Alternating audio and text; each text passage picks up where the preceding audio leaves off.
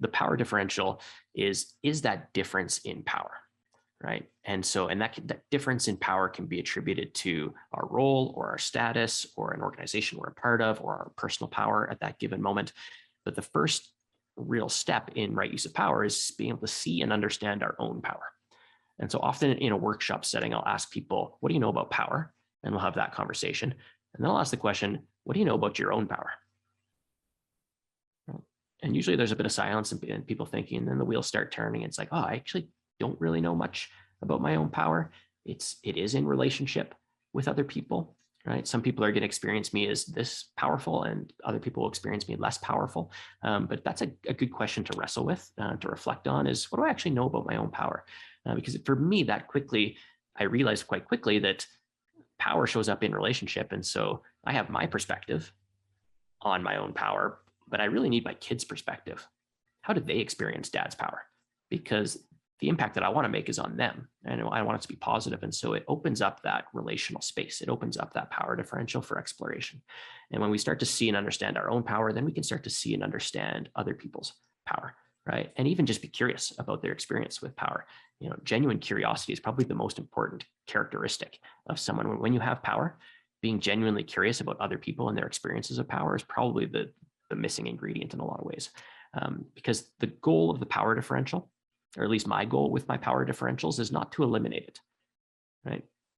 I'm guessing here, but I'm guessing that you don't want to show up to this session and have me not facilitate something, right? Not share some information or perspective or knowledge. You want that power differential because it's within the power differential that we can affect positive change. And I see this conversation, there's a lot of conversation about distributing power in society and leveling the playing field and equality.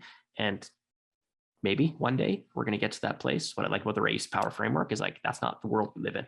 We live in a world with power dynamics, and we can use that power to affect positive or negative change. And if you eliminate the power dynamic, you actually eliminate the ability to affect positive change. So the goal isn't necessarily maybe it's to reduce it, right? Because the bigger the power differential, the more possibility for really severe outcomes, right? So maybe there is a goal in an organization or on a team to distribute some of that power to level that playing field out a little bit. But if we eliminate it completely, we lose that ability to affect change, to meet mutual needs. And we're going to end up with power circles. So an interesting example of this, a lot of organizations are moving to what's called a holacracy or sociocracy model, where they try and really flatten out the decision-making, and they remove a lot of titles, and they go to more roles on teams, and they've got circles of people and teams working on projects together. And really the effort is to eliminate role power, and they do that, but then status power creeps in, and whoever's been at the organization the longest has a louder voice, or the men at the table still have a louder voice, or those other dynamics start to creep up, and they actually get less visible, right? At least in most hierarchical organizations, the role signals the power dynamic, and it's pretty obvious about who has that power. In some cases, I've seen on distributed teams where it's actually less obvious who has power, and it gets harder to navigate for people. And it gets more, it gets interesting, gets a little bit more complex. But the big point here is that there's an intersectionality aspect of power. So all of these different power dynamics collide in relationship, and up and down power is a thing. And so again, the greater that differential, so the bigger that differential is, the more impact can be made from the person with up power on the person in the down power role. And that's for better or for worse. Okay. And we see that. We see the CEO who hops on a Zoom call and lays off 1,000 people at a time. He doesn't bear the brunt of that. He doesn't actually, way more impact that he drives in that relationship than the people on the receiving end of that call. Right? So the bigger that differential, the more impact can be made. Something that is pretty universally true in my experience is that the bigger that differential is, the less awareness that person in up power has as to the nature of their impact, the true nature of it. And what's the real impact of this decision? I just signed a memo in my office and I ship it out the door, and the downstream consequences are layoffs or structural changes or who knows what, people's lives are being impacted.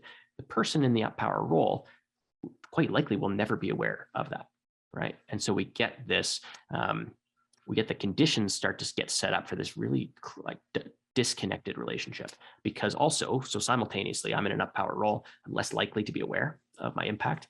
And when we're in down power positions, we're actually more vulnerable because we have less power. And so we're more vulnerable to the whims of the person in the up power role. And in that environment, I'm less likely to share what's actually true for me. I'm less likely to give negative feedback or critique something, right? And so in that dynamic, we've got leaders who are less aware because of where they sit, and people in relationship with them less likely to tell them the truth. We get what's called artificial harmony. And so we get discontent, we get frustration, we get anger, we get all kinds of those experiences happening at the team level, and we get leaders who are actually totally unaware of it, right? Because in the meeting, people smile and nod their head because they're vulnerable and they don't want to speak up. And we're actually just walking through this with the team right now, where I did a session with a small team of 7, and they said, we've got great conflict on our team. It's when we get to the bigger team, when there's 30 of us in the room, that there's lots of this artificial harmony. Right. And so the bigger the group, the more the power dynamic starts to spread, the less safe it is for people to speak up, right? Or to speak truth to power.